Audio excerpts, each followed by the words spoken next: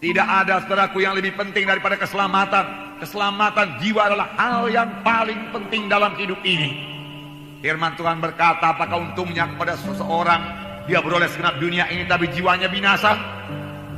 Sia-sia. Kaya raya kita di dunia ini, berhasil kita di dunia ini, terhormat kita di dunia ini, saudara. Tetapi sudah kita meninggalkan dunia ini, kita ke neraka yang kekal, apakah untungnya? Oleh sebab itu pastikan keselamatan jiwa saudara pada hari ini. Amin, saudara. Biar semua kita pulang dengan keselamatan jiwa yang teguh. Jika kita tidak bimbang oleh aniaya apapun juga, kita tidak mau berpisah lagi dari Tuhan Yesus. Karena kita tahu hanya Tuhan Yesus satu-satunya jalan ke sorga, tidak ada jalan yang lain.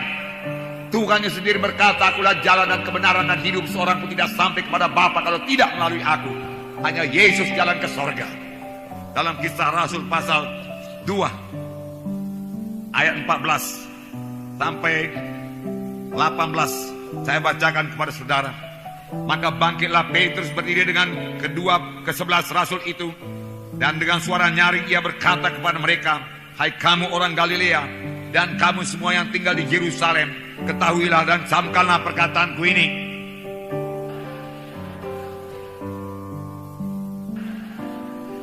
Tetapi itulah yang difirmankan Allah dengan perantaraan Nabi Joel.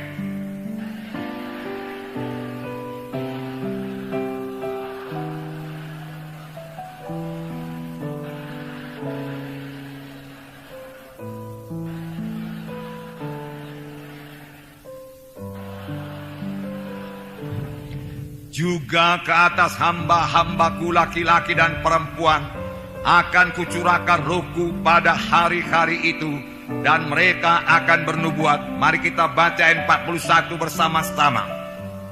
Orang-orang yang menerima perkataannya itu memberi diri dibaptis, dan pada hari itu jumlah mereka bertambah kira-kira 3.000 jiwa. Amin, saudara. Puji Tuhan. Saudara, ini terjadi sesudah pencurahan Roh Kudus. Petrus berubah, Petrus berkhotbah, satu khotbah yang sangat luar biasa, sehingga 3.000 orang bertobat dan mereka memberi diri mereka dibaptis. Langsung dibaptis pada hari itu juga.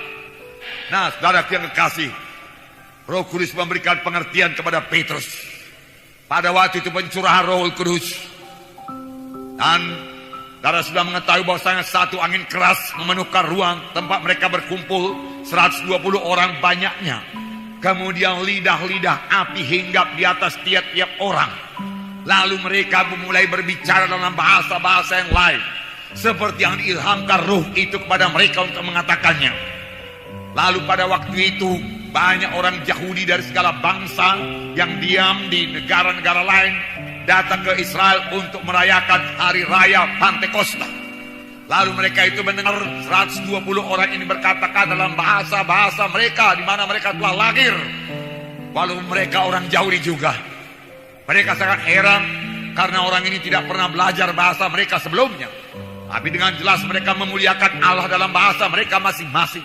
Apakah ini? Apakah ini? Dia katakan. Tapi beberapa orang mengolok-olok dan berkata mereka itu mabuk oleh anggur manis. Tetapi Petrus bangkit dan berkata, ini bukan mabuk anggur sebagaimana sangkamu, karena hari baru pukul 9 pagi. Tetapi inilah kegenapan nubuat Nabi Joel yang berkata bahwasanya pada akhir zaman aku akan mencurahkan rohku kepada segala manusia. Anak-anakmu laki-laki dan perempuan akan bernubuat, tua-tuamu akan mimpi berbagai-bagai mimpi, dia katakan. Dan kemudian kepada anak-anakmu laki-laki dan perempuan akan bernubuat, teruna-terunamu akan mendapat penglihatan-penglihatan, dan orang-orang tuamu akan mimpi berbagai-bagai mimpi. Ini akan terjadi, dan ini sudah terjadi, Petrus berkata. Lalu apakah yang terjadi, saudara? Saudaraku, kita melihat di sini apa yang terjadi. Saudara, Petrus segera mengerti. Apakah yang Petrus mengerti, saudaraku? Kegenapan nubuat Nabi Joel. Petrus mengerti, saudaraku, perkara-perkara rohani. Petrus mengerti perjanjian lama. Sebelumnya dia kurang mengerti. Jangankan perjanjian lama, saudaraku, apa yang dikatakan oleh Tuhan Yesus pun dia tidak mengerti. Langsung Tuhan Yesus menceritakan kepada Petrus mengenai sengsaranya. Namun Petrus tidak mengerti juga. Matius pasal 16 ayat 21 sampai 23. Saya membacakan pada saudara.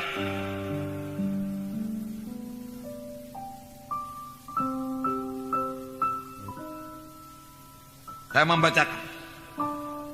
Sejak waktu itu Yesus mulai menyatakan kepada murid-muridnya bahwa ia harus pergi ke Yerusalem dan menanggung banyak penderitaan dari pihak tua-tua, imam-imam kepala, dan ahli-ahli Taurat, lalu dibunuh dan dibangkitkan pada hari ketiga. Tetapi Petrus menarik Yesus ke samping dan menegur dia, katanya, Tuhan, kiranya Allah menjauhkan hal itu. Hal itu sekali-sekali jangan menimpa engkau, takkan menimpa engkau. Maka Yesus berpaling dan berkata kepada Petrus, "Henyalah iblis, engkau suatu batu sandungan bagiku, sebab engkau bukan memikirkan apa yang dipikirkan Allah, melainkan apa yang dipikirkan oleh manusia."